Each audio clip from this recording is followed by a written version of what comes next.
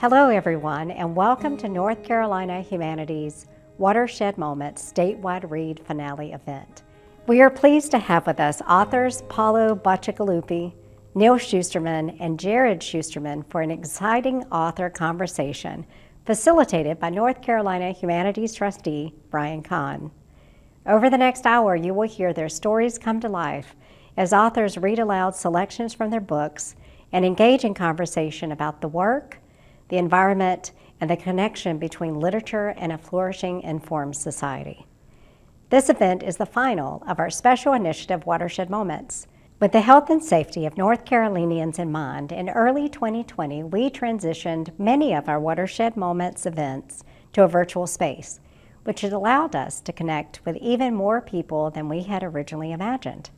Watershed Moments has been a 2-year deep dive program exploring our relationship with the environment and water, both culturally and historically, and their impact on our future. Through a series of events and exhibits, we use the lens of journalism and the humanities to examine important environmental issues impacting our state and nation. In May 2020, Watershed Moments kicked off with a year-long 6-stop tour of the traveling Smithsonian exhibit, Waterways.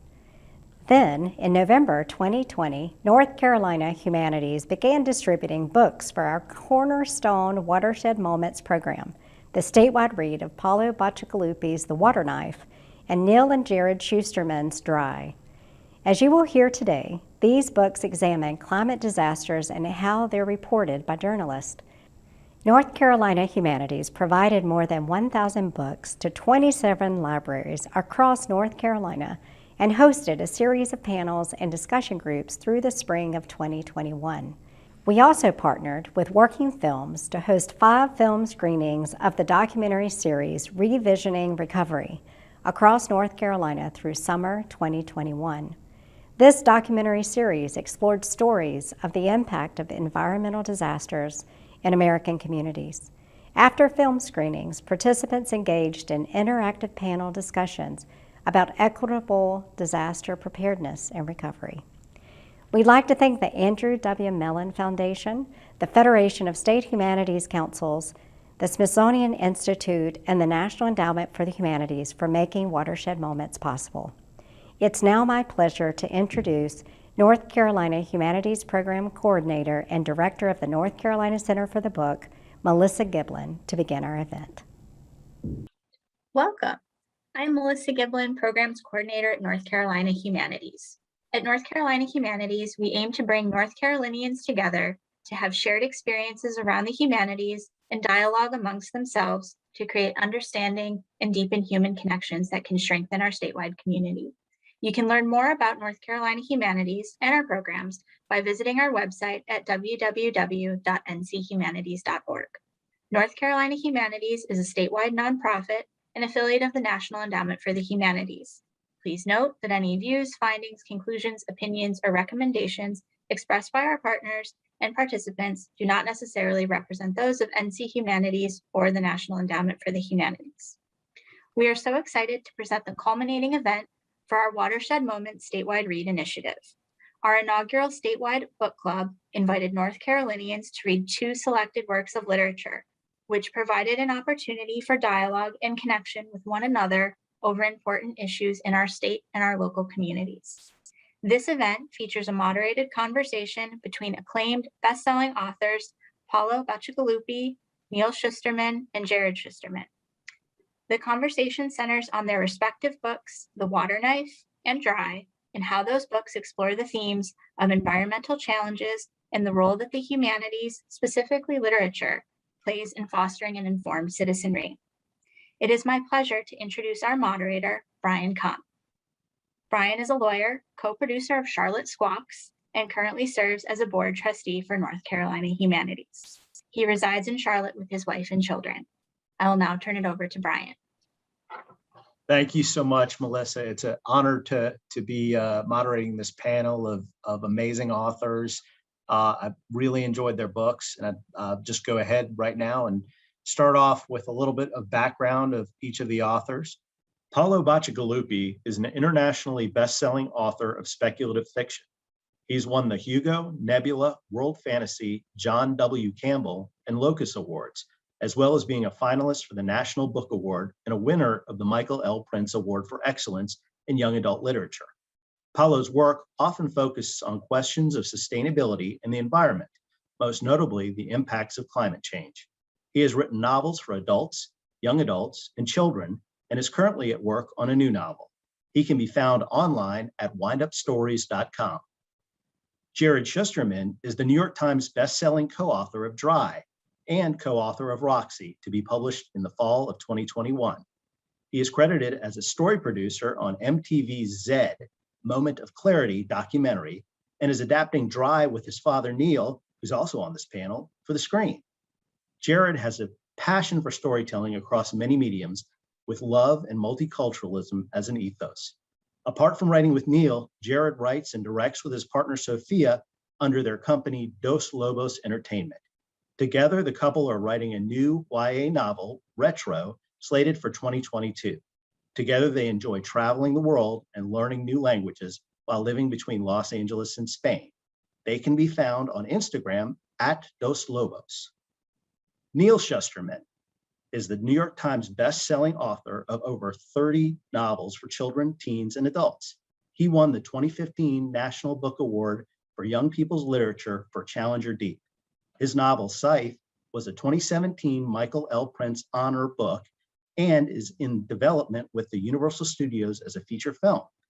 He co-wrote Dry with his son, Jared, and in addition to being in numerous award lists, Dry is currently in development with Paramount Pictures. Neil lives in Jacksonville, Florida, but spends much of his time traveling the world, speaking and signing books for readers. Now, the Watershed Moment Statewide Read highlights books that explored how journalism and the humanities play a role in fostering an informed citizenry. We would love for you each to read an excerpt from your books to showcase this.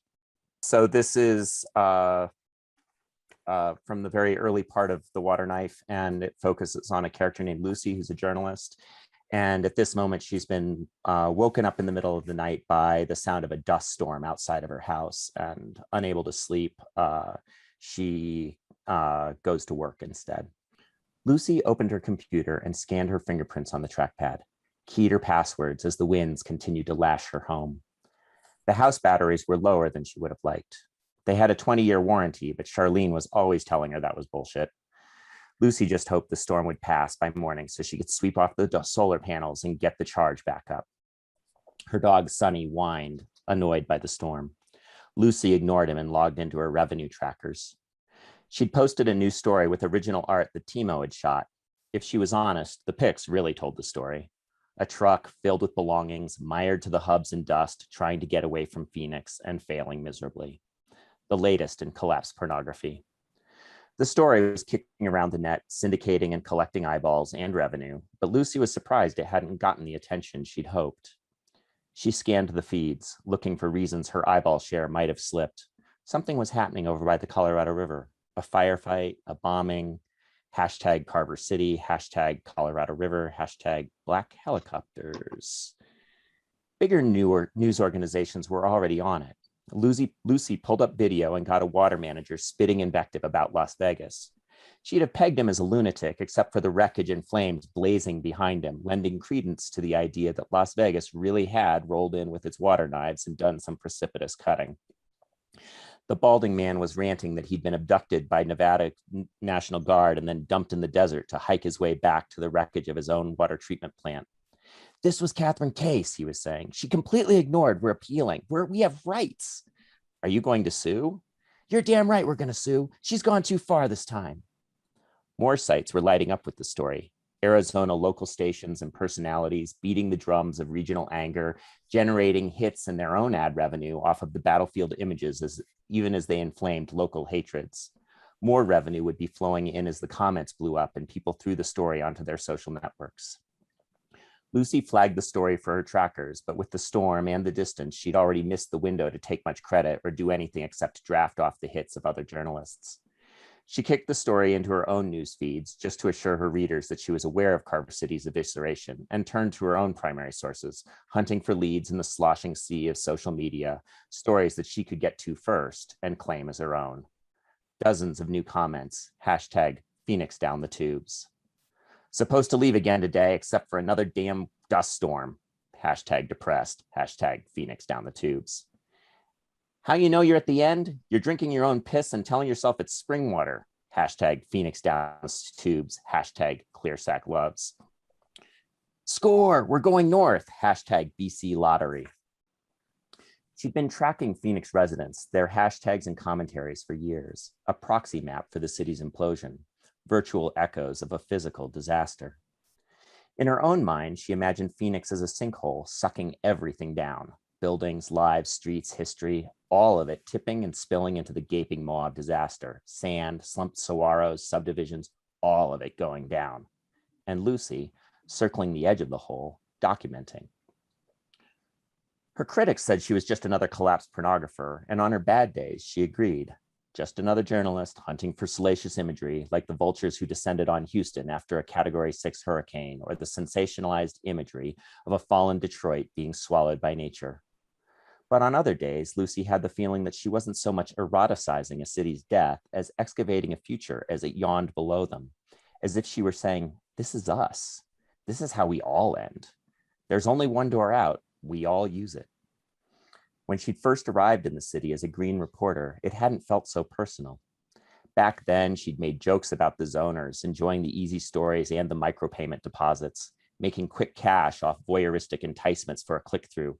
Hashtag clickbait, hashtag collapse porn, hashtag Phoenix down the tubes. The residents of Phoenix and its suburbs were the new Texans, those Mary Perry fools, and Lucy and her colleagues from CNN and Xinhua and Kindle Post and Agency France Press and Google and New York Times were more than happy to feed on the corpse. The country had watched Texas fall apart, so everyone knew how it worked. Phoenix was Austin, but bigger and badder, more total. Collapse 2.0. It had a pattern: denial, collapse, acceptance, refugees. Lucy was just there to watch the zoners hit the wall, up close and personal. Autopsy the corpse with a high-power microscope and a cold Dos Equis in her hand. Hashtag better them than us. But then she'd met a few of the zoners. She'd set down roots in the city. She helped her friend Timo gut his house, ripping pipes and wires out of the walls like popping the bones out of a corpse. They'd pried out windows like scooping eyeballs, leaving the house staring blindly across the street at equally eyeless homes, and she'd written up the experience. A family home of 3 generations made valueless because the suburb's water had gone dry and Phoenix wouldn't allow a hookup. Collapse porn, for sure, except now Lucy was one of the actors, right alongside Timo and his sister Amparo and her 3-year-old daughter, who'd cried and cried as the adults destroyed the only house she'd ever known.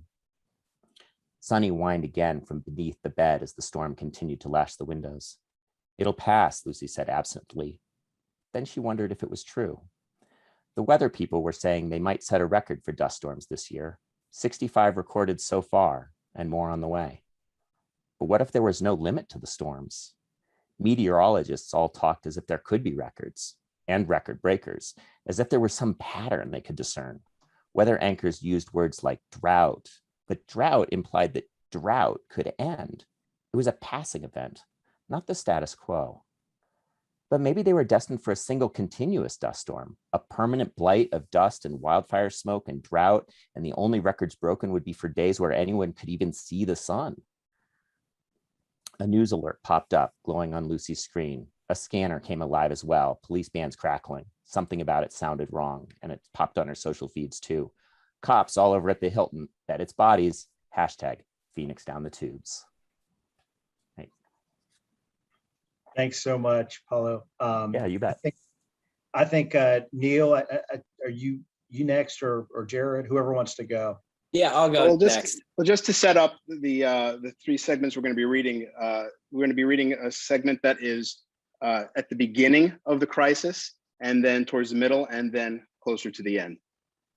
Got it. And the first section that we'll read, it follows Alyssa, our main character, and the water has gone off in her house, and she doesn't exactly know why. In the kitchen, my mom is scouring every surface with 409, stress cleaning. When something's out of your control, you bring order to the things you can. I get that.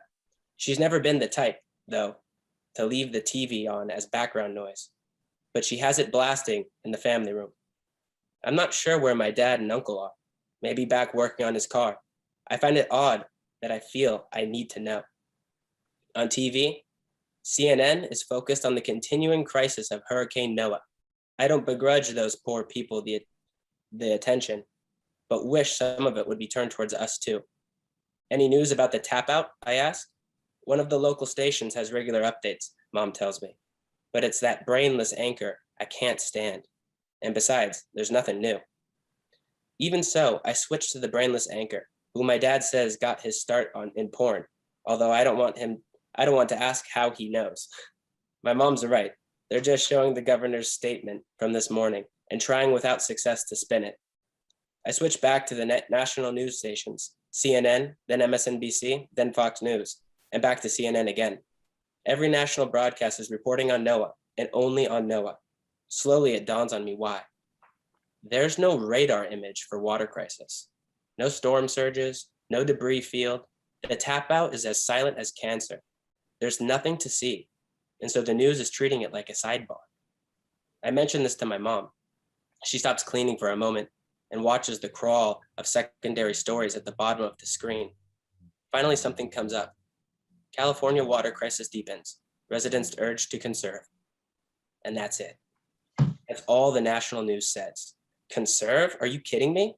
My mom takes a deep breath and sprays the kitchen table again. As long as FEMA does its job, who cares what's in the news? I care, I tell her, because if there's one thing I know about the news, it's that it decides for most people, including the federal government, what is and what isn't important. But the big news stations won't give the tap out the critical airtime it needs, not until there are images that are as dramatic as winds taking off roofs.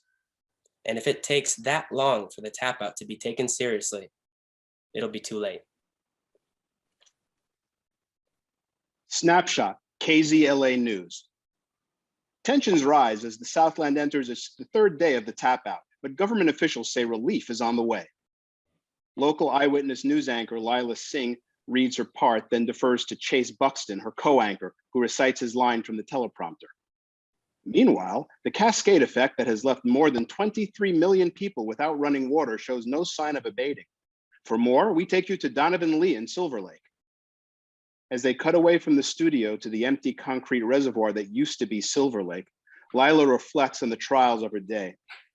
Getting to the studio from the Hollywood Hills was a nightmare. She had nearly missed the mid-morning update, and now it looks like the news will be preempting more and more programming, which means she won't be going home anytime soon. Did you hear the head of FEMA was ignoring the governor's calls?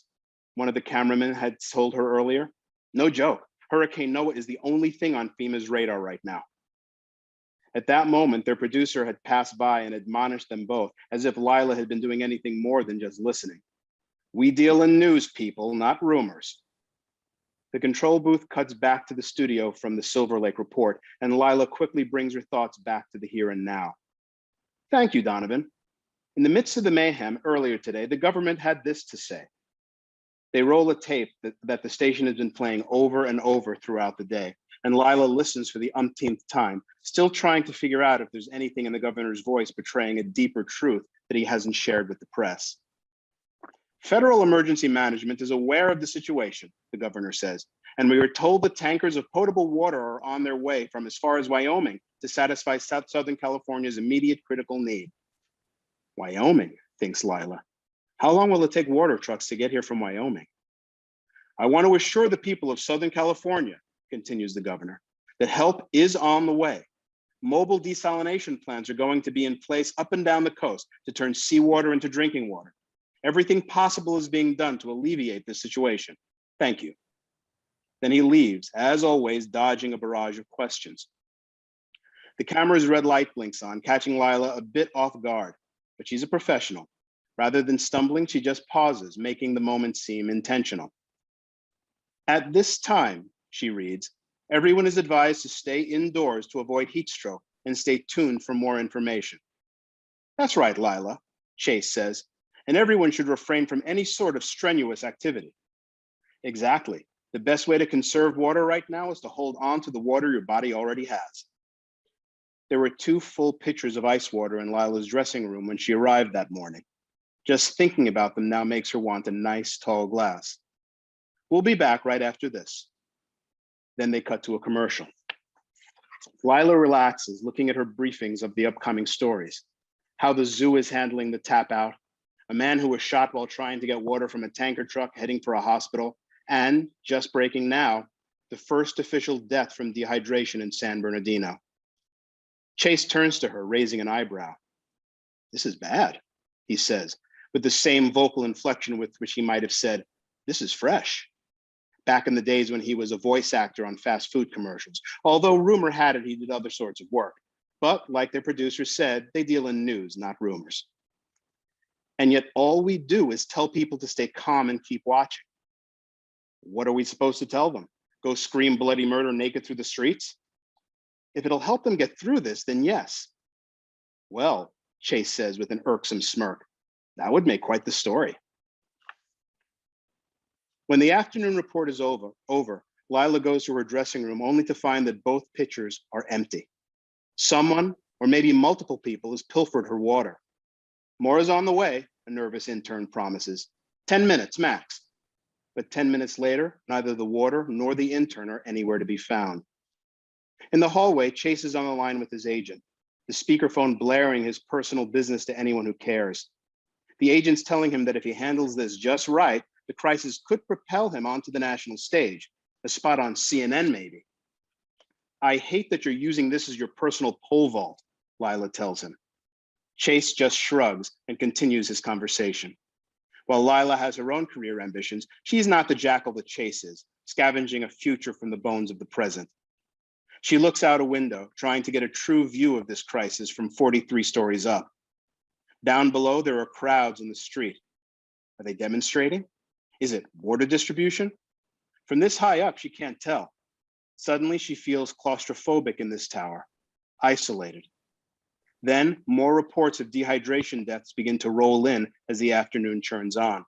They come fast and furious, and she knows they have to report them and can only imagine what it would be like to be on the listening end, trapped in your neighborhood, wondering if someone on your street is going to be next. And all this time, no water comes to her dressing room. Chase is dry too. There doesn't seem to be water for anyone, and no one's promising anything anymore. That's when she gets an idea. It's a long shot, but it's the only idea she's got. "Put me in Sky 3 chopper," she tells her producer. "What?" He looks at her as if she's become delirious. "Lila, you're an anchor. You haven't done an aerial report since your days covering traffic. Riots, fires, and gridlock. The stories aren't here. They're out there. People will respond to it," she says, pretending that, like Chase, this is all about ambition. "An anchor in the sky will hold their attention, keep them on us instead of switching channels." "No," he tells her, "I need you at your desk." But once he's gone, she goes to the roof anyway. Sky 3 chopper is on the helipad as the traffic reporter shifts are changing. For a moment, she flashes to Vietnam, where some of the best reporting ever took place. Of course, it was long before she was born, but she can't help but look at that helicopter and imagine what it must have been like for those reporters desperately waiting to get airlifted out as Saigon fell. Kurt, the same pilot who used to take her out in early days with the station, leans against the stairwell shaft having a smoke, which is not allowed so close to the chopper, but he doesn't care. She's hoping that that's not the only rule he doesn't care about.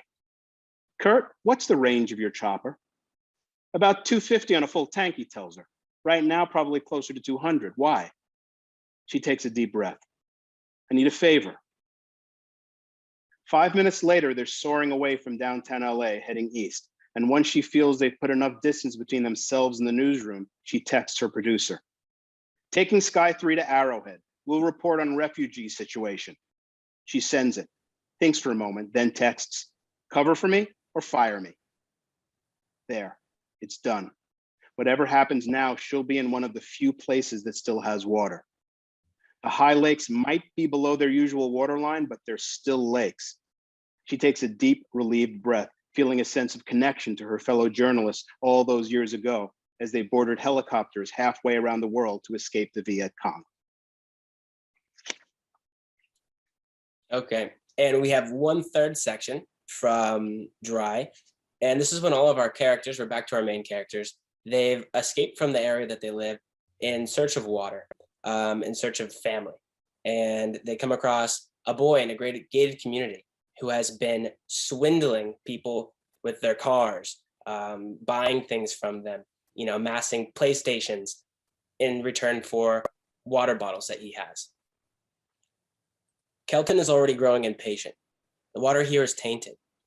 What's the point of having all this junk if you're just going to get sick like the rest of them? I didn't drink it. I have my own means of hydration. You haven't left here, have you? Kelton realizes. You haven't seen what it's like out there. And this seems to give him pause for thought. It must be true. This little prince has been living on his own personal planet since the tap out. Why are you here alone anyway? I ask. My parents are on a cruise. They left me to watch the house. I'm sure they'd come home if they weren't in the middle of the Atlantic Ocean. Lucky them, I say. Garrett hands him a skimpy bag of ice, and he holds it to his shoulder. Have you been watching the news at all? Alyssa asks. He shakes his head. The TV drains too much power for the generator. He leads us to the family room that looks more like a home theater, with a 60-inch TV, which, as he said, eats up so much juice from the generator, the lights dim when it turns on. Kelton grabs the remote and finds the local news channel, except now the entire channel is just color bars. Kelton tries the other local channel, static. I want to believe it's a problem with the provider and not with the stations themselves. Kelton flips to a national broadcast, CNN, and we finally see a report. But I almost wish we hadn't, although it shows us what we already know. Somehow seeing it in huge high-def color makes it worse. There's a map of Southern California, a circle around it, like the highlighted path of a hurricane. Southern California tap-out coverage is what the chyrons read at the bottom. Like this was some kind of event for everyone else's entertainment. I've been on the receiving end of broadcasts like this from other places, but this is the first time, and as long as I can remember, that I'm standing in the epicenter of the disaster area. I turn to the others and realize they are all just as shaken as I am, even the preppy kid. It's finally happened, said Alyssa. The rest of the world finally noticed and is taking the tap out seriously. The rest of the world is too late, says Kelton, and he's right. You don't wait nearly a week until mobilizing serious resources for a disaster of this magnitude. The reports flash across the screen and blend together, my brain hardly able to register it at all. A reporter in a chopper flies over downtown Los Angeles, showing rioting that makes the LA riots of the 90s seem like a tea party. There's a journalist reporting from the fringes of Riverside at a safe distance, peering inside the fishbowl of chaos, afraid to travel too deep. A group of elementary school kids in Florida hold on to bottled water dry, as if any of their water will actually get here in time to make a difference. There's a shot of FEMA officials, actual FEMA, not just their reserve volunteers, handing out water in an evacuation center. But a wider shot reveals more crowds than they can possibly handle. Rock stars plan relief concerts to raise funds. Celebrities promote charities. All the usual self-congratulatory stuff. The only difference is we're the victims now, rather than the ones sitting comfortably in our homes, sending $5 on a charity app and patting ourselves on the back because we're so goddamn generous. If you're getting this report and you're on the Southland right now, this is a mandatory evacuation, says Anderson Cooper. His image is accompanied by shots of military personnel helping families evacuate onto massive trucks, handing out water to long lines of people. Evacuation centers are being set up throughout Southern California in school gymnasiums, churches, and malls. But there seems to be a staggering number of people who are choosing not to cooperate with these government mandates. Look on the bright side, I say. At least malls have a purpose again. The next shot shows mobs of people flowing like a human river down the winding mountain road and disappearing beneath a forest canopy. These families are making their own way towards Lake Arrowhead and the Big Bear Lake area, but reports on the ground tell us that people who have been entering many of these woodsy areas aren't coming out the other side. Everyone watches silently as I turn to Kelton. Hey, bug out boy. If they're not making it through the forest, what makes you think we will? I told you, we're not going where they're going. And that's good, because if all those people aren't getting to the high lakes, there's only one of two places they're going, and neither of them are places you come back from. Wow. Well, thank you. That was fantastic, everyone. We really appreciate the peek into your books, and let's dive a little bit deeper into the books and you and your inspiration for all of these books. So just turning to the questions here. Tell us, what is the inspiration for writing stories like this, particularly given, that they're dystopian, futuristic, having to do with water and using water as a, as a sort of source of contention, source of real danger or lack thereof. How did you come up with these sort of story ideas, and what in your background led you to these stories? And let me open it up to the floor, whoever wants to take this one. All righty, that's a big question. I know. Sorry to start off with the big ones, but so I mean, these things tend to be kind of intertwined. So I used to be the online editor at a news magazine that covered public lands, natural resources, things like that. And and it focused on the Western states and Western public lands. And so water issues were always part of that. So I was aware of those issues for a long time. And I actually wrote a short story about climate change and drought and water rights and state water rights and stuff like that back in about 2003. And then forgot about it because it sort of felt like I'd covered the idea. The future is going to be drier. Climate change is going to make some conflicts and there's scarcity. So, okay, how are people going to sort that out? What actually inspired me to write specifically The Water Knife was that I was down in Texas in 2011 during a major drought there. And it was really interesting because there were all of these pretty catastrophic effects happening. There were all these farmers that were having to put down their cattle because the land couldn't support them. There were all these crops that were dying. They were having a record number of 100-degree days. So they were, had this huge electricity demand. But at the same time as they had that huge electricity demand, all their reservoirs were drained and they were using hydroelectricity to generate part of their energy, sort of mix. And so what that meant was that they had huge demand and actually insufficient supply because they didn't have enough hydraulic head in the reservoirs to turn the turbines to make electricity.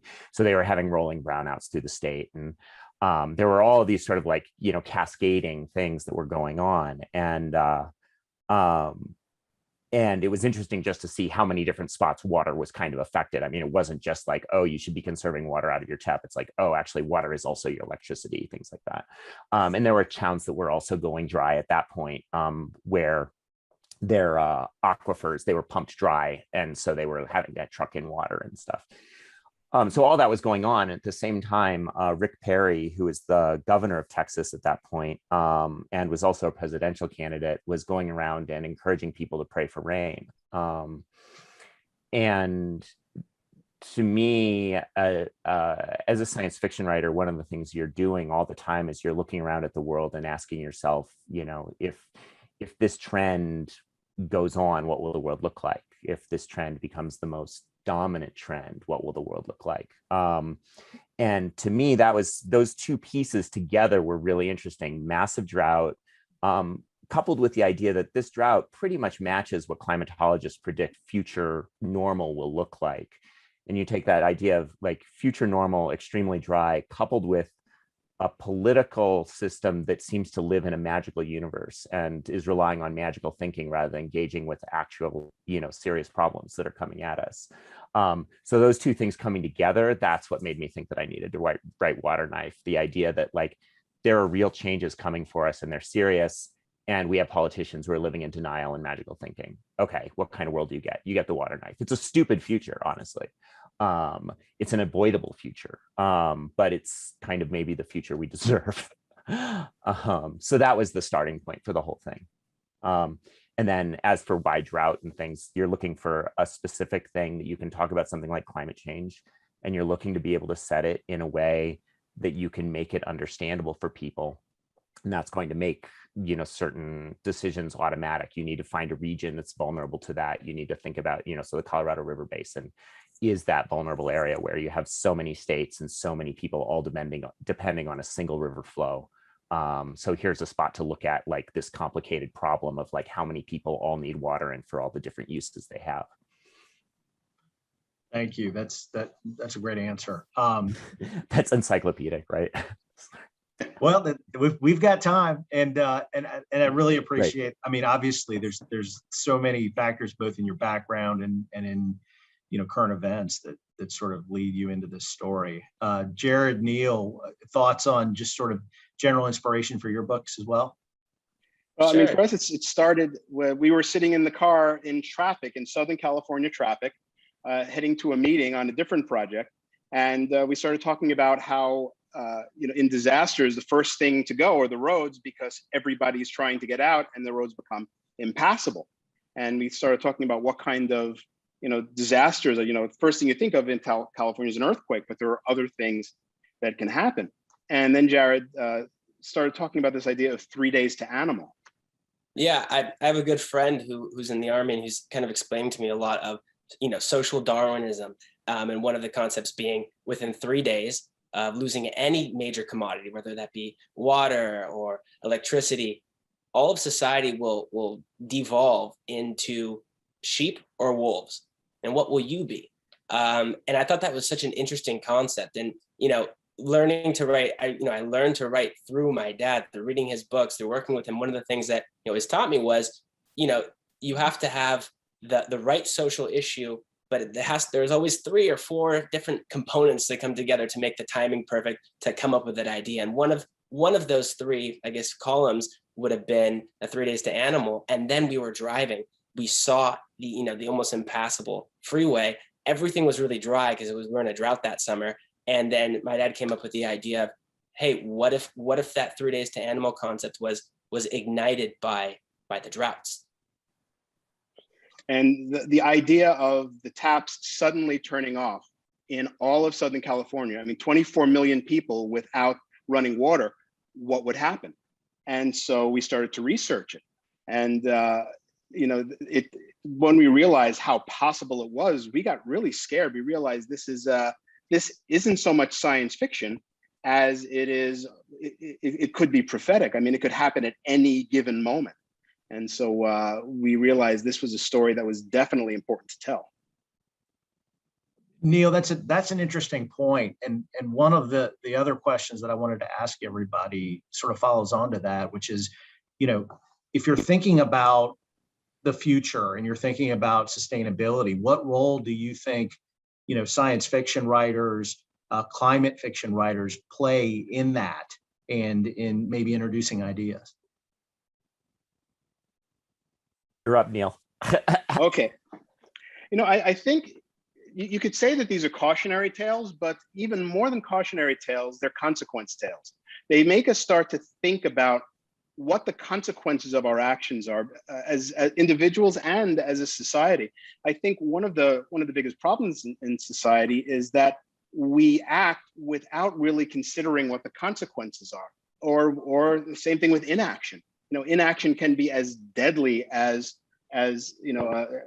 action. And hopefully these stories will make people think about the consequences of everything they do.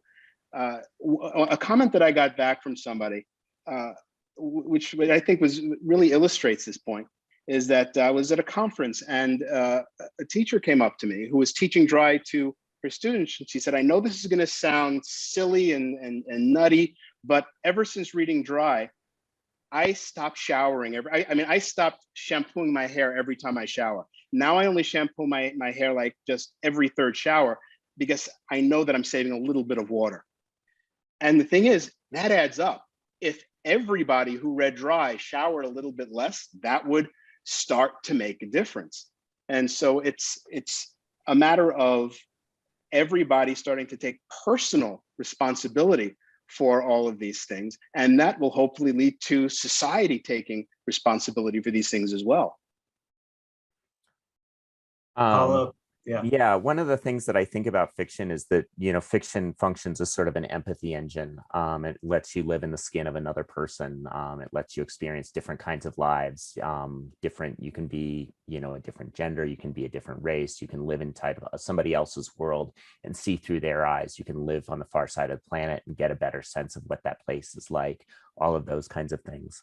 One of the things about science fiction is it's the same kind of a dynamic, but you get to play instead with living inside of a future self. And human beings are actually pretty bad at thinking about, we tend to discount our future selves quite a lot. We tend to be much more sort of immediately focused, and that's biologically, relevant. You need to focus on where you're going to find food today and whether or not there's a tiger that's going to eat you, not whether or not there's an abstract tiger that's out there in 50 years that's going to gobble your entire civilization.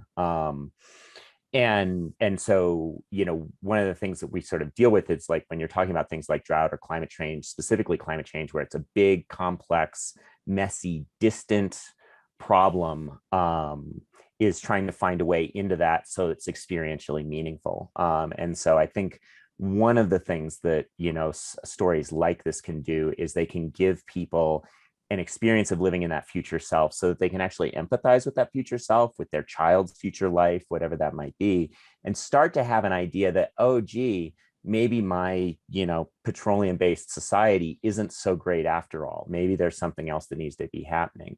There's a secondary effect too, which I think is really interesting, which is that, when you build those terrifying future worlds that seem imagined and seem sort of abstract still, it's like, oh yeah, that's that land out there. It doesn't, it's still imaginative, it's fiction, it's fine.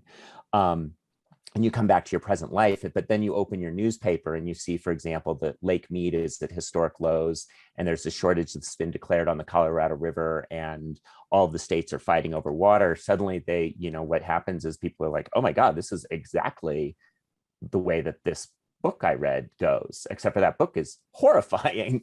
And so suddenly the news of the day is recontextualized. And I think that's really useful because it helps people understand something that would have been fairly esoteric, like, what is a shortage declaration on the Colorado River? That's all abstraction, but if you've experienced that and you've seen, what that looks like, then when somebody sees a photo of Lake Mead when it's incredibly low and you see its white bathtub ring, or you see something like that kind of news story, suddenly you think, oh, this is actually here. Bad things are coming for us. We need to pay attention. And that's sort of one of the other functions. And I see that a lot. I see people tweet, and send me emails and stuff of news stories that they've encountered where they're like, oh my God, this is real, that you didn't just make this up. And you're like, well, I based it in certain ideas that seem to be coming at us. And unfortunately, we seem to be getting closer and closer to that. Yeah, it does seem that way. Let's pivot to more of a writing question. Just in reading these books, both of them tell the stories by multiple perspectives. And how did splitting the narrative between these different perspectives affect the telling of the story, and why did you use that device? And I'll open this one up again to whoever wants to take it. Sure. Well, in terms of Dry, it was extremely helpful because a lot of what Dry is we're building a new world. And in order to really see that world, to really empathize with the characters in that world and be a part of it, you have to come at it from different angles. So we want characters to have a chance, or readers to have a chance, to empathize with different types of characters. And on top of that, that's why we did not only have 4 main characters that we go through, but these snapshots that give you the ability to see all of these extraordinary situations that you wouldn't get to just see through your characters, more singular myopic viewpoints. And also it's a fun way of telling too. It lends itself to the adventure. I've always found it more cinematic and very much do enjoy that. I want to talk a little bit about those snapshots. We realized early on there were so many things that were going on in the world that these 4 characters could not experience. We felt that we needed to find a way of seeing those things. For instance, one of them is the manager of a power plant, watching as it's overrun, and we realize that there's water there because they need the water for employees there. And then when we cut away from that, a short time after, the power goes out, and the characters have no idea why the power went out, but we as the reader saw this scene that they were not privy to, and we know what happened. So in order to really tell the story, we needed those objective moments. And so it became part of our the style of telling the story. Yeah, I think that when you're talking, really big, complex topics, it helps to have all those extra viewpoints in there, because it gives you different angles into the story and also into the experience. When I was building Waterknife, I was thinking really specifically that I needed to have certain kinds of characters there. And, in some cases, I needed someone like the Waterknife, Angel, who's his job is to cut water for Las Vegas. He's kind of like a 007 of water. He goes around, blows up other people's water treatment plants. He gives people offers on their water rights that they can't refuse, things like that. And he sort of creates both an angle on the sort of the political machinations, but he also creates sort of an action dynamic and an excitement dynamic. So, okay, that's something you want in there. With a character like Maria, who's a Texas refugee, it gives you this sort of bottom-up look at what it means to have lost everything in Texas because of a drought there, and to have migrated into a new space where people don't actually appreciate you at all and are struggling themselves. And so it gives you another window into the, sort of the bottom-up view of like what scarcity looks like and what losing everything looks like. And then with a character like Lucy, because she's a journalist, she gives you sort of similar to your outtakes, maybe, Neil. It gives you, because she can go around and interview people, and because she can sort of like create a larger intellectual structure to talk about because she's doing this reporting, it means that you can sort of dip into different people's experiences and use her as a vehicle to dip into those and get a different, set of perspectives, not just her own inside of like what it's like living in Phoenix, but also like the people that she's meeting and talking to, so that the reader gets more understanding. Makes sense. Now, we've noticed that your stories are set in California and then also in sort of the American Southwest. Why did you choose those specific locations for settings for these books? So really specifically, I mean, one of the reasons was that I'm familiar with the Colorado River Basin. And so as a writer, you're always happy to be starting from some kind of baseline of knowledge. But I actually live at the headwaters of the Colorado. The town I grew up in is one of the tributaries, and it's on the north front of the Gunnison River, which flows into the Colorado River. And so, the water that falls in the mountains around my house flows all the way to LA. And so I'm already familiar with that sort of idea of this landscape and this water movement and stuff like that. And also I'm really familiar with the idea of water rights here, because my family has a farm, and so we have an irrigation canal, and it's got a certain relatively low standing water right. And so I've seen what happens when somebody who's got a higher right puts a call on the river, and our irrigation water just gets shut off in the middle of summer. So if there's a scarcity, you see it really quickly. It's like, oh, your water just got shut off because somebody else has a greater right to the water than you do.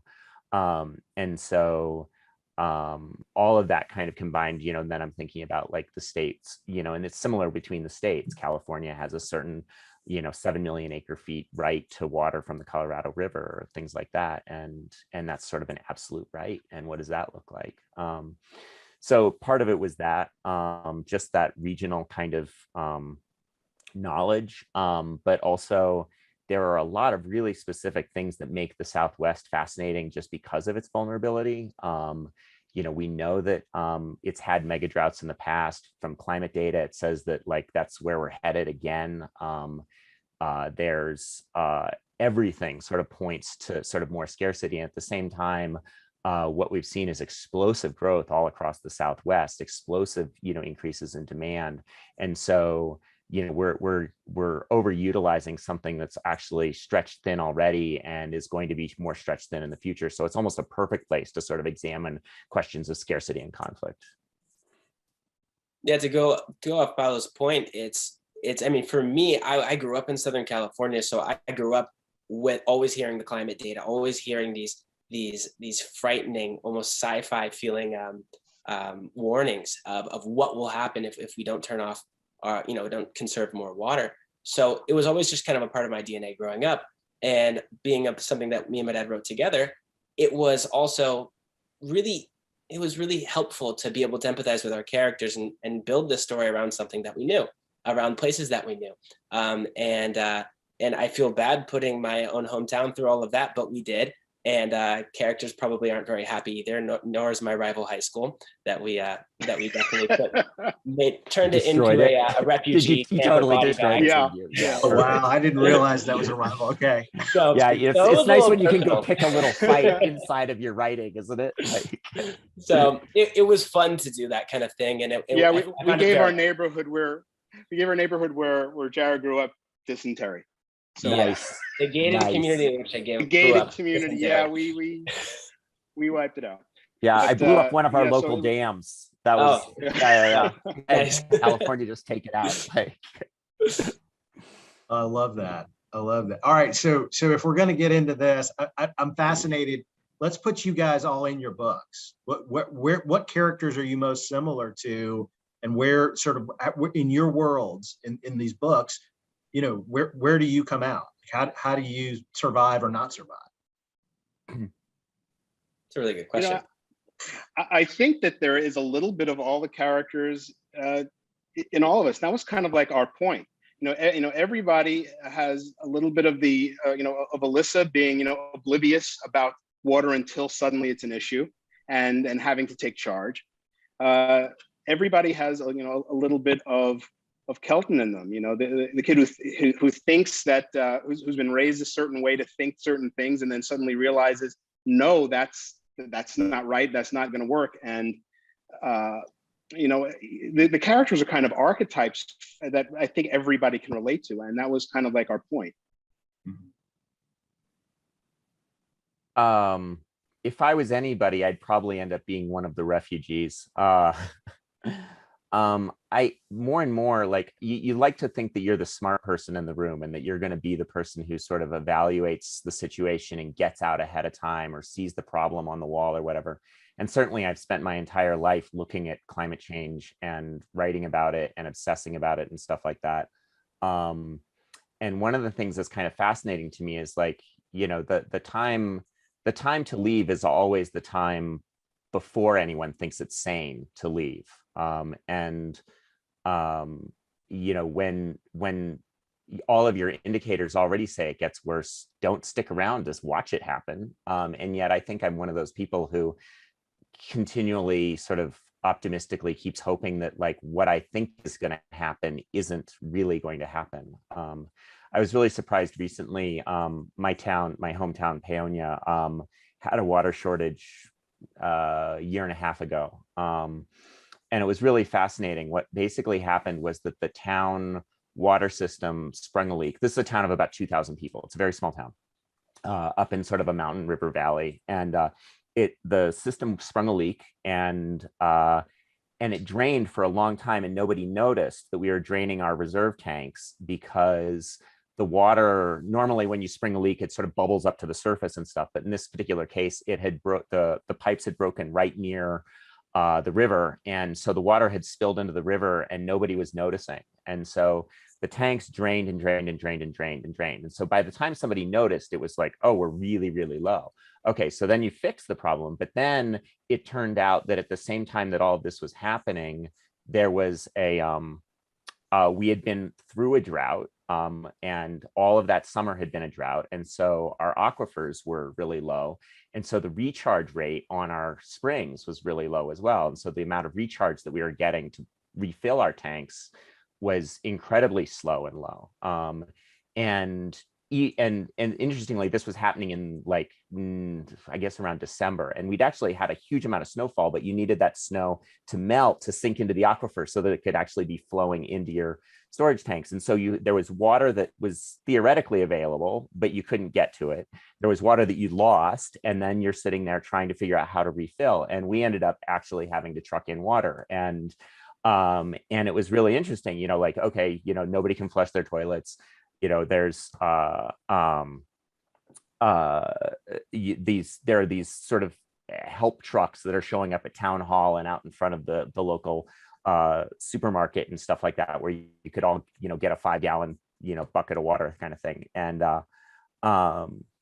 And what was interesting about that is, like, okay, when problems go wrong, they go wrong really, really quickly. It's not like, oh, it's slowly. It's like you had a whole bunch of circumstances that were kind of adding up, and then bang, it happens and you're hit. And you know, after seeing that happen, you know, the only logical thing would be for me to leave. It's like, this water system is not going to become more resilient over time. This water system is not going to, like, we could refill the tanks right now, but this is like already telling you that we're precarious in this town. You know, we have like small domestic water systems around, and those springs that the small domestic water systems run on are all running lower and slower than they used to. You know, the data is there. So the time to go away is now, before your property values die. You know, sell high and walk away and let some other sucker be caught holding the bag.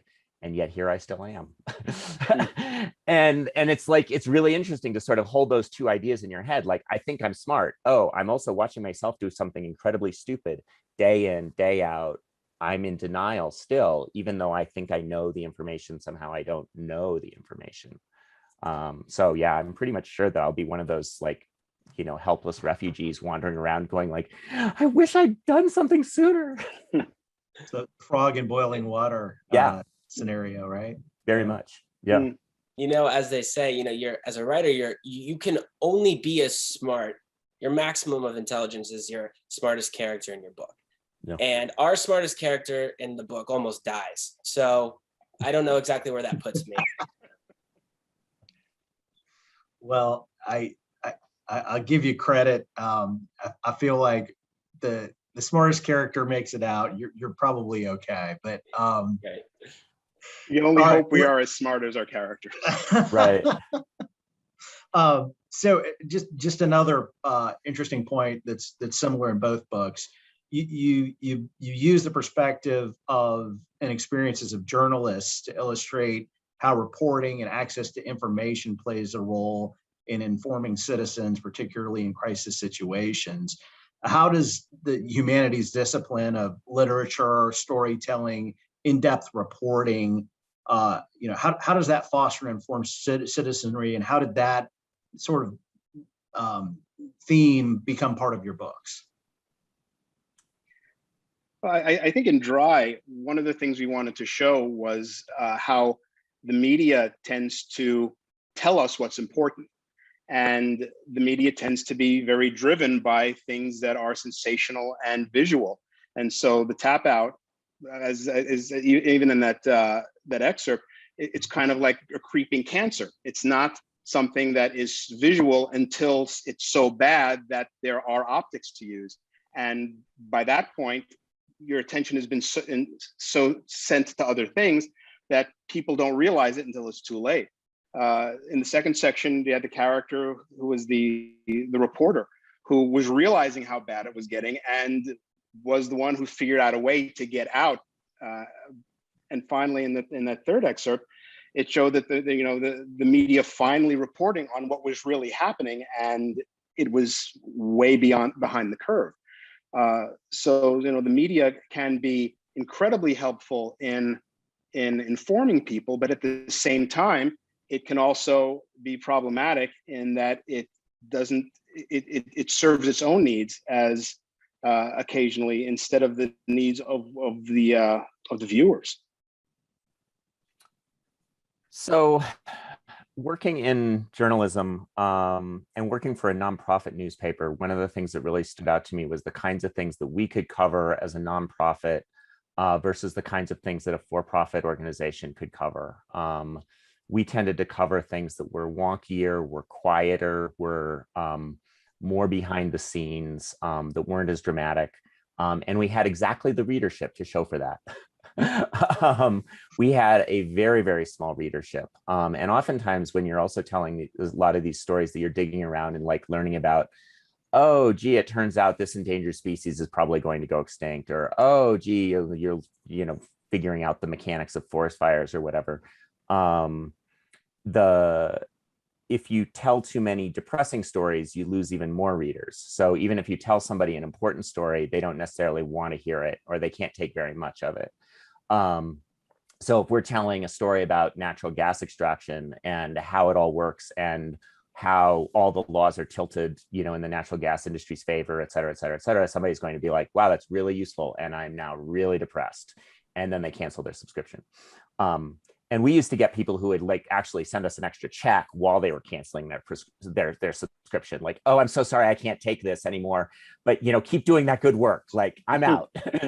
And so one of the things that I ended up thinking a lot about, specifically because I was also the online editor there, and you can watch the traffic on all of your website, and you can see exactly which news articles are getting the most traction. You could do an extraordinary story on, the mechanics of the Colorado River and how Las Vegas was using its leverage to sort of get what it wanted out of the Colorado River or whatever. And you could also, have a collected set of funny things that were overheard in the West or whatever. And that funny things that were overheard article, which was, about yay long and took almost no time to compile, would generate far more hits and traffic and engagement than this immense, long, well-researched article about Las Vegas and the Colorado River. And so what you could see was like, if you're working from a perspective of engagement or even actually awareness, like pandering is the mode for most news organizations. Their survival depends on pandering, and the stupidest stuff gets the most clicks.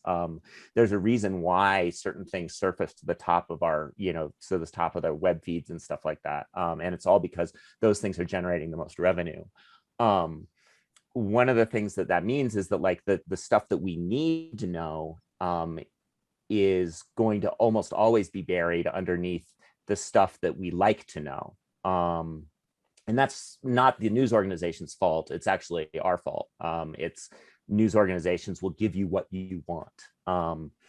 And so one of the things that I think is most troubling, and I've written about this a number of different times, and Lucy is sort of experiencing part of this. She's, works in the clickbait world where it's like, oh, I get way more hits if I just talk about the crazy shit that's going down in Phoenix and look at all the mayhem, as opposed to something more complex about like who's doing what kind of political gerrymandering in City Hall or whatever. But one of the things that I think that, we have a problem with is that our news is for profit. News can't be for profit. News has to be funded as a public good in order for it to function in a way that will tell you what you need to know, even if you didn't like hearing it.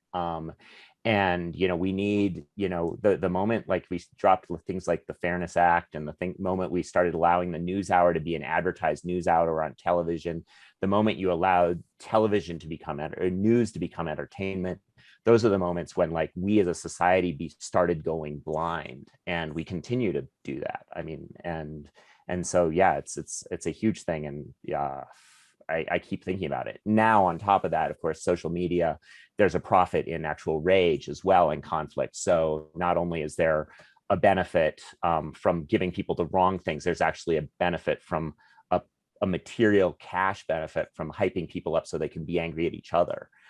Twitter and Facebook make far more money if everybody's like bashing away on their keyboards, raging at each other, than they do if everybody's like, hey, let's solve some problems together and be really kumbaya here.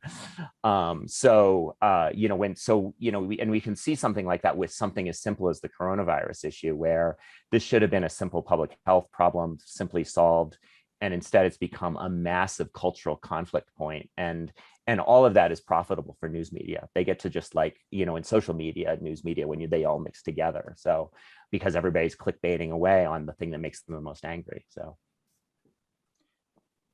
Do you find that's a really interesting topic? And I want to stand up for one more second. Do you, Paulo or Jared or Neil, do you find that taking from, trends in media, let's say, either devices to get people's attention like that, do you use that in your stories to try to draw people into important themes that you want to express in your books?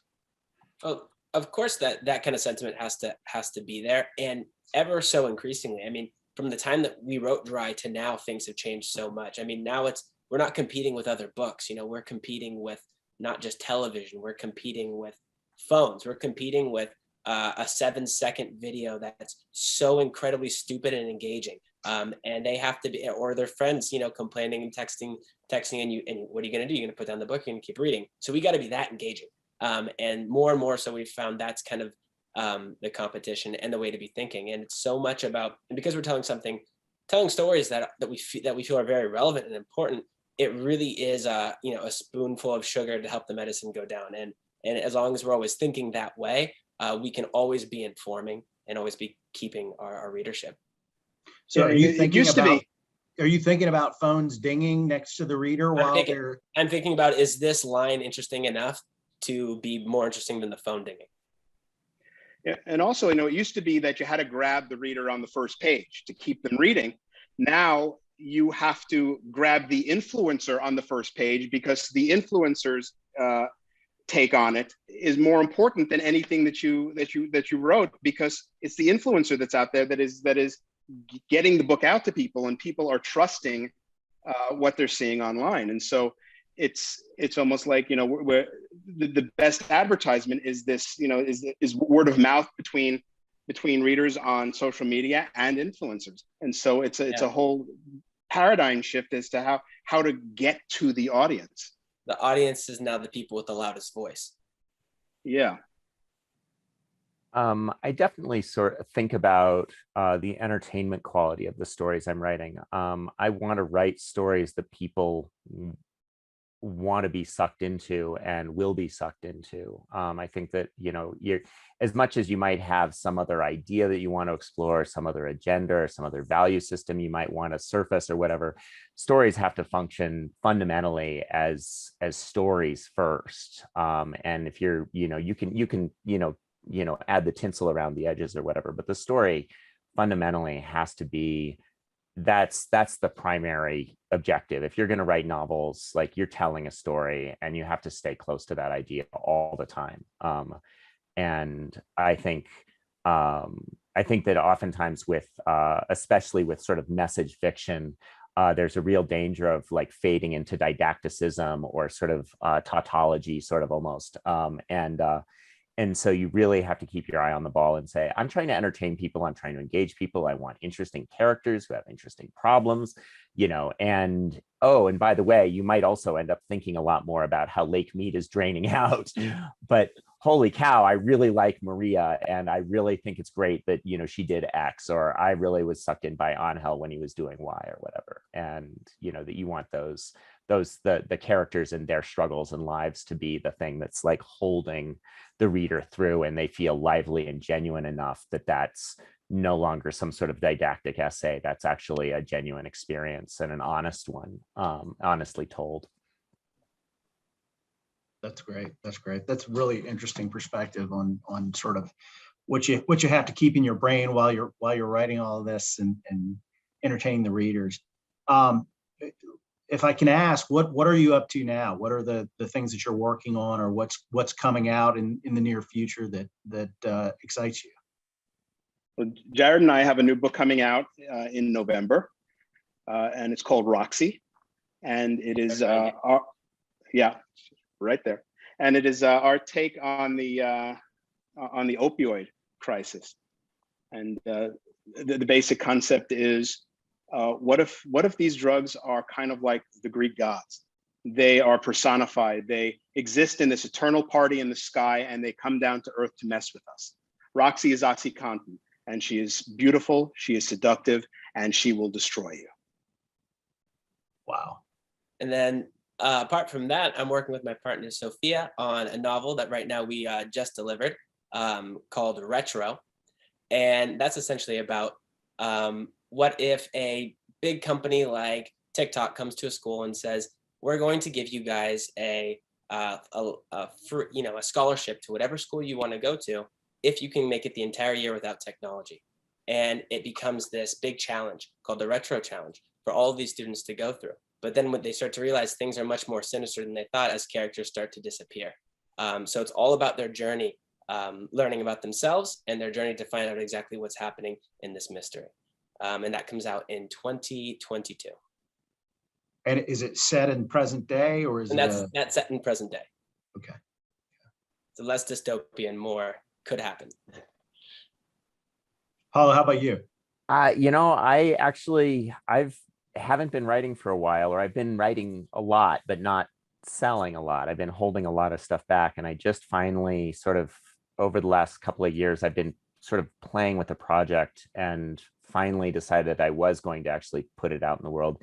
and it's something completely different from me. It's a fantasy novel, and it's actually going to be a fantasy series. It's called Navala, and it's a story of a young young boy growing up in a merchant banking family in a sort of Italian-like Renaissance-like world. And it's all about the plots and the poisonings and the backstabbings and the, sort of the intrigues of the city of Navala and the people of the Navalese people, and how they, interact with each other, and how they plot and plan. And it's incredibly fun for me to write, and it was very, very different. And it was largely, I wrote it as an escape from thinking about things like climate change and environmental issues and stuff. And it was an opportunity for me to do things like invent my own language and, write lots of songs. And, I actually wrote like an actual poem in Navalese, like this other language and stuff. And it was just, it's hugely fun to sort of build a world out so much, and to sort of find all of the different aspects of the culture, and to create all those things, and then just spend time there. And that's what I'd been doing for the last couple of years anyway. And finally, I sort of looked at all the material I'd written and was like, oh, actually, this is, if I just sort of close this out, this is book one, it looks like. And so I just sold that a couple of months ago. So it'll probably be coming out in spring of like 2023, I'm guessing, is when it'll actually come out. And I don't know how big it's going to be. It's going to be at least 2 books long. It could be longer. He keeps growing. That's fascinating. And did you, I mean, in switching over to to a pure fantasy perspective, like how do you decide to make that jump? And do you feel like it's, when you start on that path, is that a very different process and a different background in terms of writing than doing what you had been doing before? The process is almost exactly the same as writing science fiction. That sort of, you're trying to do this deep immersion sort of thing, where you're just sort of trying to live inside of these characters' world, understand what their language is, what their physical environment is, how their physical environment affects their culture, their language, all these different things. And you do the same thing with the Water Knife. When you're living in Phoenix in the beaten up suburbs, what kind of language are people using? What's their common sort of vernacular? How do they experience life? It's the same sort of dynamic. So the main character, Davico, he's, in the narrow, twisty streets of Navala, but they talk about Navalese people as being twisty, and they say things like, oh yeah, the Navalese, they're as twisted as the plaits of their women's hair. Or they say, oh, the Navalese, you can never trust one of them. They'll be offering you their gold with one hand and sticking you in the ribs with their stiletto with the other, and these are just sort of like the assumed ideas about what Navalese people are like. And so Davico, as a Navalese, he's actually very bad at all of this. He's not very twisty nor very plotty, and so he's sort of a lamb to the slaughter in all of this. But it's the decision to do fantasy, that was a little. It really was. I originally, it was a private project, and I wasn't even sure I was going to ever sell it. It was something for myself entirely, and. One of the things that was, both my agent and my editor were very surprised when I gave them the book, and they were like, wow, this is so not what we thought your next book would be. And I'm kind of curious to find out how readers feel about that too, because it's wildly different. It's a whole different thing, and it's not about, some big, sort of moral concept or whatever. It's about plots and intrigues, and it gave me joy to write. That was it. I think it's, I like to believe that it's well written and that it has some quality of me regardless, but there may be, any number of, science fiction or like environmental readers or whatever who pick it up and are like, what the hell? Why? And, those are the breaks. I like always keep them on their toes. Right. And it's, I figured out like, I have to be writing things that give me joy. And it's not sustainable to be a writer. It's not sustainable to stay in this game that long and keep going without working on projects that are pleasurable and joyful. And I was definitely burning out some. So that's really interesting. I know I'm certainly looking forward to reading it, and I'm sure there are many readers out there that would love to read it as well. Speaking of, I have to ask this question. It's not on any list, but I want to ask writing to give yourself sort of, the interest, the pleasure that you to keep yourself engaged, to keep yourself interested is makes a lot of sense. Writing with a family member and learning how to write collaboratively with a family member, to me, sounds very difficult. And Jared and Neil, can you talk to me a little bit about that process? Because I'm sure you've gotten this question before, but it's fascinating to me.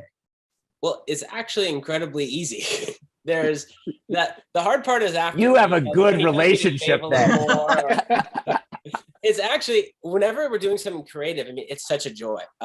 It's incredibly easy. We don't fight about anything. We have very similar sensibilities.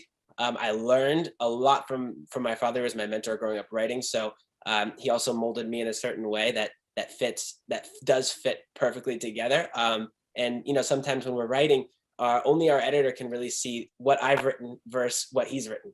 And the goal is to try to be able to blend, our voices and styles together. And there are Is there points ever which like I a can't character? remember what I wrote and what he wrote.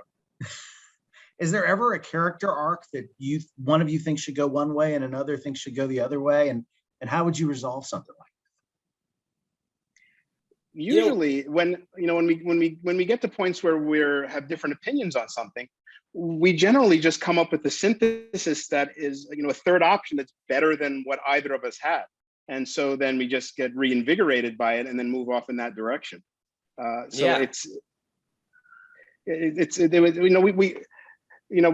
would fight about things like, aren't you going to shave before this meeting? Button your shirt, and I'm not buttoning my shirt. Dad. Those are the stuff we fight about. When it comes to the actual writing, there's no argument. Yeah. So when you guys I've really started to become an expert at this because I also write with my partner Sophia, and what we found is anything that whenever you have a contrast, then you have to come up with a compromise. But that just makes your book better. Because now it's not just going to be okay through my perspective, it's going to be okay through another perspective too. So we've really broadened the amount of people that will accept a certain idea if we do have any kind of disagreement. So disagreements that do come between me and my dad or between whoever, I think if they do happen in writing, they're usually small and they're all recognized as a good thing because it's only going to make what we're doing better. So do you guys plot break ahead of time and sort of lay out an entire arc and then write alternating chapters, or what's the actual mechanics of how you do it? Well, I mean, we sat together and come up with the outline of the basic outline of the book, and then we would work on the chapter and figuring out whose point of view it's going to be in and all the major events that were going to happen, all the beats of the chapter, and then one of us would go off and write the first draft. Okay. And then the other one would take it and then revise it. And then the next time we were in that character's point of view, we would reverse it. And the other one of us would write the first draft of that character's point of view.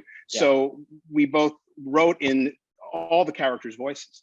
Yeah. Oh, that's interesting. Yeah. We kind of came up to write together. We both talked, how did we come up with the character of Henry? We go, well, I was reading a whole bunch of, I read all these Tony Robbins books on self-empowerment and also making money and investing. And then at the same time, we meet this character who's kind of a preppy kid in a gated community, who's really privileged. She's been swindling people. And we go, okay, well, this is the perfect voice to do for it. And then my dad said, why don't you make it sound like everything he writes is like a college essay, like he's trying to get into like an SAT essay.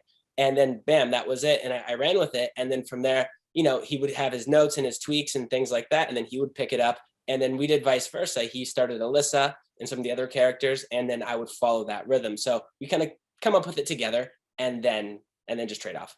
That's wild. That's really cool. It's fun. That's amazing. And then let me, I know we're running low on time, but I wanted to sort of close out with one final question for each of you. And that is sort of in reading your book, there's so many amazing themes, amazing characters.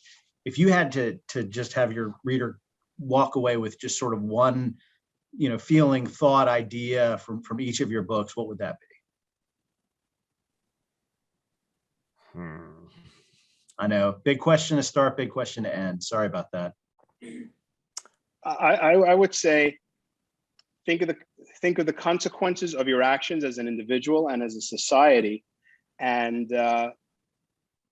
don't assume that you're immune to the problems that you see out there. You know, a character, you know, it's very easy for us to sit back and say, oh, that would never be us, or that would never happen to us. What we wanted to do is sort of say, no, if you were in this situation, this is what you would need to do to survive. And you would do it if you want to survive. You know, we are all, you know, human beings and have to face the consequences of our actions. And we also have to make impossible choices. And that's kind of what we did with the characters, was put them in situations where they were forced to make impossible choices. And for me to allude back to kind of something that Paulo said earlier is that, you know, human beings, we've evolved in a certain way, but we haven't evolved to really comprehend exponential growth. You know, we know how to throw a spear at a deer that's going at a certain speed, but if that went exponentially, we have no idea. And human evolution and technology and where we're going as a society is exponential. So we're not going to be able to evolve. So I think the walk away should be that we need to evolve ourselves. And that comes from thinking differently and making those choices, because it's not going to happen naturally in time to save our asses.